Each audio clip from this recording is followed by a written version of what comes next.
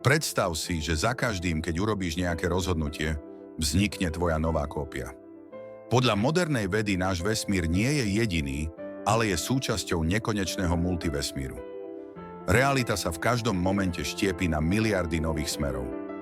Teoretickí fyzici odhadujú, že existuje 10 na 500 možných verzií vesmírov. V niektorých z nich gravitácia neexistuje a planéty len tak blúdia prázdnotou. V iných svetlo cestuje tak pomaly, že by si videl minulosť na vlastné oči. Niekde je tvoj život presne taký, o akom si vždy sníval, bez jediného zaváhania. A vieš, že sme možno už našli jazvu po zrážke s inou realitou? V hlbokom vesmíre existuje tzv. Chladná škvrna, čo je obrovské prázdne miesto, široké miliardu svetelných rokov. Vedci si myslia, že je to kozmická modrina, ktorá vznikla, keď do nášho vesmíru vrazil iný, úplne cudzí svet.